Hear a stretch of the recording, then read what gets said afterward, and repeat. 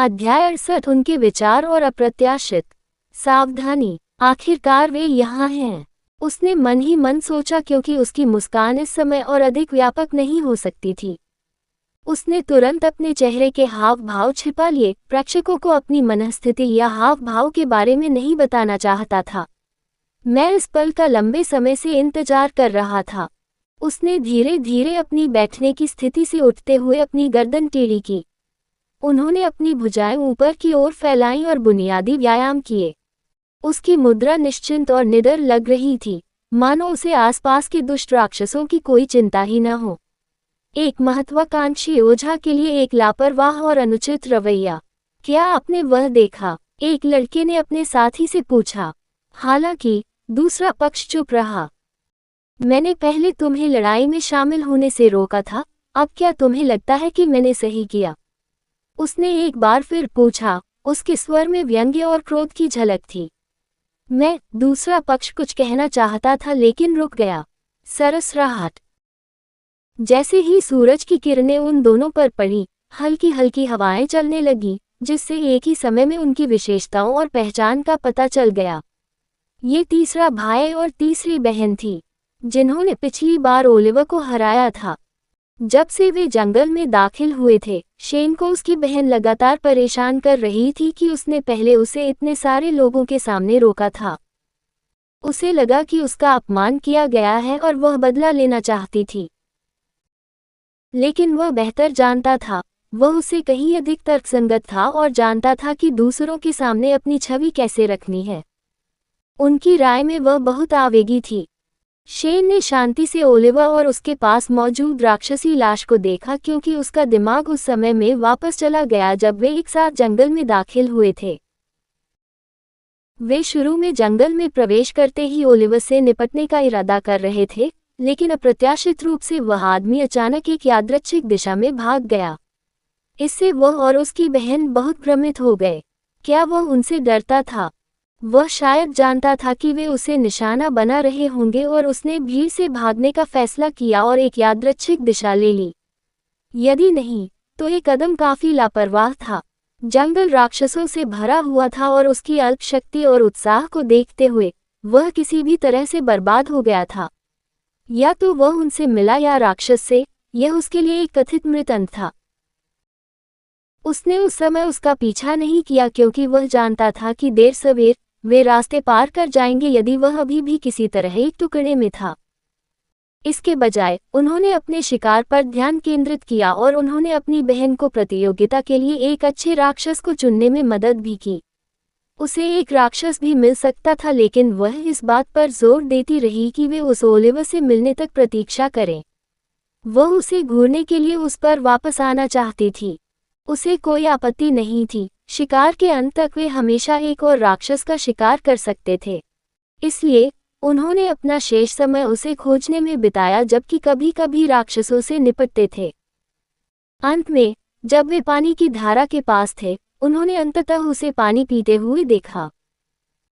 उसकी बहन तुरंत दौड़कर उस पर हमला करना चाहती थी, लेकिन उसने उसे रोक दिया। उन्होंने इस पर चर्चा की और कुछ समय तक उसका निरीक्षण करने का निर्णय लिया। वे पानी की धारा के दूसरे छोर पर थे और उन्होंने खुद को बहुत अच्छी तरह से छिपा लिया था, ये देखते हुए कि उनकी छिपने की क्षमता उनकी विशेषज्ञता थी। और यह उनके लिए अच्छा है कि उन्होंने ऐसा किया, क्योंकि तुरंत उन्होंने उसे सावधानी से इधर उधर देखते हुए देखा।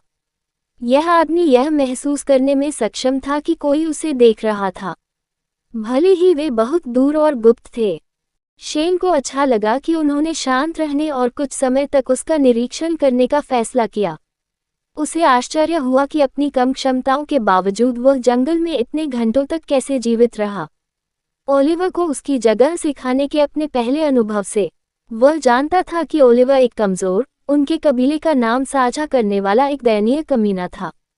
हालांकि उन्होंने एक बार फिर उसे खो दिया, क्योंकि वह अचानक जंगल के अंदर गहराई तक चला गया था। उससे उनकी अत्यधिक दूरी और लंबी जलधारा से रुकावट के कारण उन्होंने एक बार फिर उसे खो दिया था। उसकी बहन इस बात से उत्साहित थी कि ओलिवर अभी भी ठीक से काम कर रहा है, वह उसे हराने के लिए बहुत उत्साहित थी। जब उसने ओलिवर को देखा तो उसके दिल में भी उत्तेजना की एक टीस उठी। उसके हाथों में काफी समय से खुजली हो रही थी। हालांकि उसने पहले अपनी असहजता नहीं दिखाई थी, फिर भी वह इस तरह उनका अनादर करने का साहस करने के लिए ओलिवर पर काफी नाराज था। वे तेजी से धारा का अनुसरण करते हुए पानी के दूसरी ओर चले गए जहां कुछ समय पहले ओलिवर था।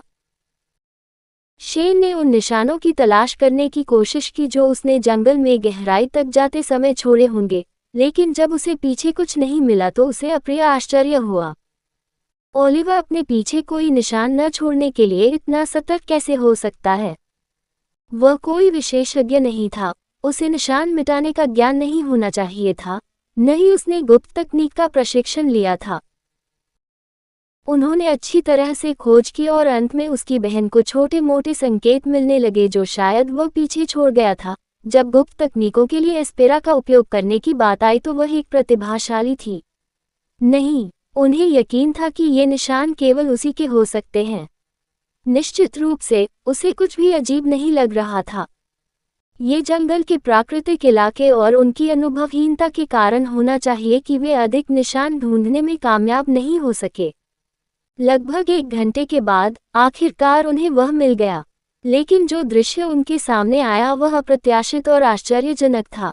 वह एक राक्षस की लाश के पास खड़ा था, और यह कोई कमजोर दानव भी नहीं था। लाश को इस तरह फाड़ दिया गया था मानो किसी रेपियर या ब्लेड से काटा गया हो। यहाँ तक कि उन्हें उस राक्षस को उसके छोटे फ्रेम और तेज गति को देखते हुए वश में करने में थोड़ी कठिनाई हुई होगी। लाश को देखते ही शेन की आंखें चमक उठी। अगर वह राक्षस को अपने ताबीज में बंद कर सके तो यह इसके लायक था। यह एक अच्छा दानव था जो उसे शीर्ष रैंकिंग में स्थान की गारंटी दे सकता था। लेकिन एक बात वह समझ नहीं पा रहा था कि यह लड़का ओलिवर लाश के बगल में क्या कर रहा था। ऐसा नहीं हो सकता कि उसने उस राक्षस का शिकार किया हो। नहीं, यह असंभव था। उसने ऐसा मानने से इनकार कर दिया। वह फिर भी सतर्क रहा। उसने उसे शायद राक्षस के पास बैठकर लाश का निरीक्षण करते हुए देखा। उसका दिल हिल गया क्योंकि उसे लगा कि यह राक्षस ओलिवर के ताबीज से सील होने वाला है, न कि उसके द्वारा। कहानी खत्म। अलविदा।